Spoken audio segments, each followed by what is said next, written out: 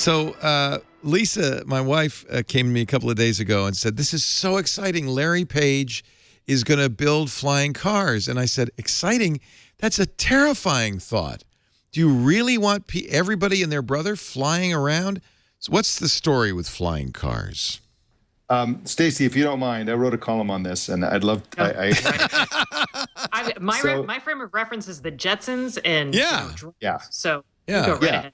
Yeah, and also the Flying DeLorean in Back to the Future 2, and we've got a million of them, and so first for people who are listening to this show, let me describe the vehicle, because we've known about the vehicle and the company for a little while, sketchy information, but we've just learned that it's, in fact, Larry Page is the sole owner of this.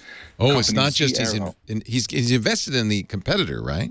Yeah, right. There's Kitty Hawk is another company that's invested in, and that company, the president of that company is the guy who launched the self-driving car initiative, Sebastian Thrun at Google. Oh. But the one that Larry Page owns outright is really fascinating. The Zee.Aero airplane. So imagine an airplane fuselage, just the part where you sit, where the motor is, and where the wheels are.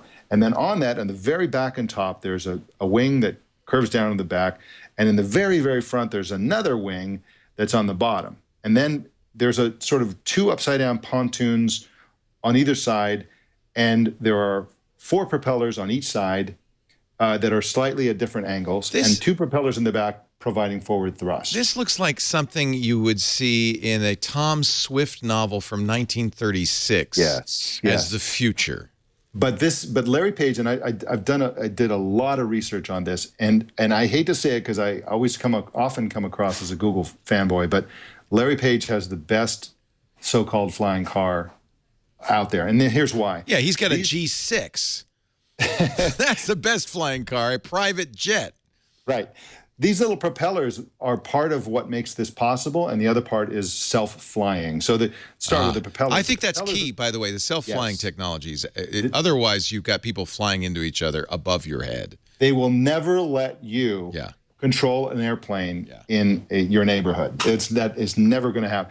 But so these propellers, it's like an electric car, or a Tesla. Each of these propellers has its own motor and its own controller. So if one of them gets hit by a bird or one of them goes out for some reason, the plane will keep flying. If 2 or 3 of them go out, the plane will keep flying.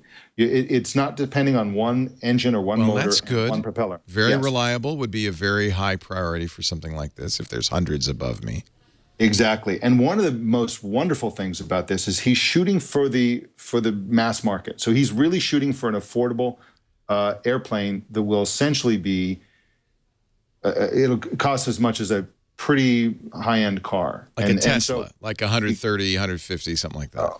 Yeah, I mean, I think it could even, so here's the thing that a lot of engineers are saying, a lot of people who really know what they're talking about are saying, it's actually easier to do a self-flying airplane than it is to do a self-driving car. There are less things to crash into. You don't have to stay on the road. You don't have to identify bicyclists. You don't have to do all this. You need to avoid, stay in the airspace, avoid the telephone poles. It's a much simpler problem. The biggest part of the problem, as is often the case with almost any technology, is the battery situation. And they're heavy, and it's particularly problematic in an airplane. But I have a personal problem with the concept of the flying car. People think that their car will fly, the thing that they drive around will fly. That will never happen. This is an airplane. You can't drive this like a car. In fact, that's the title of your drone. Yeah, it does look like a drone, doesn't it? Exactly. And of course, there's some other, there are a bunch of companies that have tried to do flying cars. They already exist. There's the PAL V, the Sky Car, the Aeromobile 3.0, the Maverick LSA, the Icon A5, Switchblade, the Lithium Jet, the Velociraptor, Pegasus, Skyrunner, Volante. I mean, there are a bunch of these. One of the coolest ones is the Terrafugia, or I don't know how to say it, TFX, which is a really cool device. But the ones that will matter are going to be self-driving. And the other thing is just like self-driving cars. I don't think we'll care about owning them. We may be in 10 or 15 years be able to summon one to land on our lawn and take us to dinner or whatever, but we won't necessarily want to own them, and they will definitely be self-driving. They have to So be. Mike, help me out here. Yeah. Is this for like a family? Is this for one person? How do you see this being used? And wouldn't we just, it's kind of like building new highways or new roads where they just get clogged because there's more avenues. I mean, I know that we feel like the air above us is infinite, but it's not. So I'm just trying to think about why I mean, it's cool, but why do I need or want this? Where are the... What? Are you crazy? No, I'm not. I'm practical. Remember how George Jetson got stuck in his traffic jams? Are you insane? Who wouldn't want this? Again, totally cool, but realistically, how is this going to be used? I mean, just thinking ahead. It'll be an Uber. I think for the most common usage will be that you will use your app to say, I need to get to this place that's 30 miles away, and I want to get there in 5 minutes. Well, that's okay. So number one, it would be a lot faster than driving, right? Yes. So those rotors are really that much. I'm just thinking about like the engines on these things because they're electric, right? Yeah. So and they're battery powered, and I think they'd be much more reliable, frankly. Yeah. It sounds safer unless you actually fall, because then you're probably dead. But like, do we know any of the speeds on these things? No. The actual information, and by the way, they're already flying prototypes. This airplane, the Zee.Aero airplane, has been spotted at a Silicon Valley, at an airport near Silicon Valley. There's some spy shots out there, and they're testing a lot of these concepts.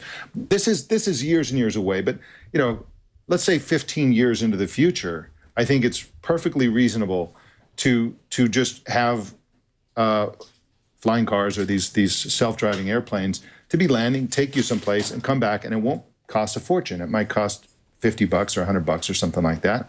But I think it'll be like like you say, Leo, like Teslas. You might see a Tesla somewhere in the U.S. In Silicon Valley, every 10th car is a Tesla, and they're for wealthier people. They're a luxury item. Eventually, electric cars that go pretty fast and are pretty great will be pretty commonplace.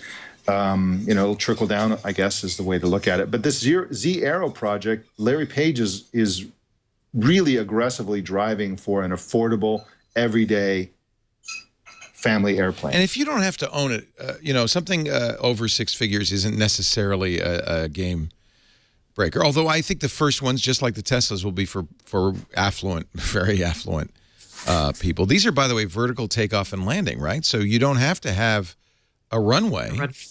And I think that's one of the necessary components. It has to be vertical. Otherwise, who's going to have their own runway? You're not going to land in the street. That would be super dangerous. But if you have a reasonable space, and of course, we're talking about anytime you talk about the future, 5 years in the future and more, you're talking about a world in which artificial intelligence is just like electricity.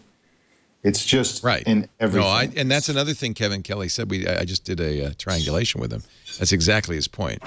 Yeah, it's going to be applied to everything, and that changes everything. Here, these are by the way, the drawings I'm showing are from the Zee.Aero patent, which is of course publicly available. They even show it parking in between 2 cars, with its I guess with its wings folded up. Oh man, now I have to check my roof for dents.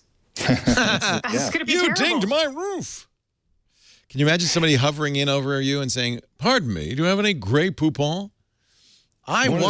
I can't believe, Stacey, this is just so typical of the gulf between boys and girls. You say, why would anyone want one? And I say, why wouldn't you? I know why someone would want one. I'm just trying to visualize how we would use it. This doesn't look like it's super fast. It's going to be faster because you don't have to deal with traffic. It's even if it only goes 80 miles an hour. If everyone has one of these things, will there not be traffic eventually? No, because of autonomy. By the way, autonomy is absolutely key. And we've even seen this on regular highways. Autonomous vehicles don't have the number of traffic jams. That's true. But I don't think you're going to see so many of them in the air. It's easier to visualize a world of these flying self-driving airplane things when you imagine the obvious. It's obvious that drones will be everywhere in 5 years, everywhere. Right. And it's obvious that self-driving cars will be everywhere in 5 to 10 years. And so let's go forward in the future 10 years. Drones everywhere, big ones carrying cargo and stuff like that safely. Self-driving cars driving everyone safely. The idea of a self-driving drone that a person gets in will be just so obvious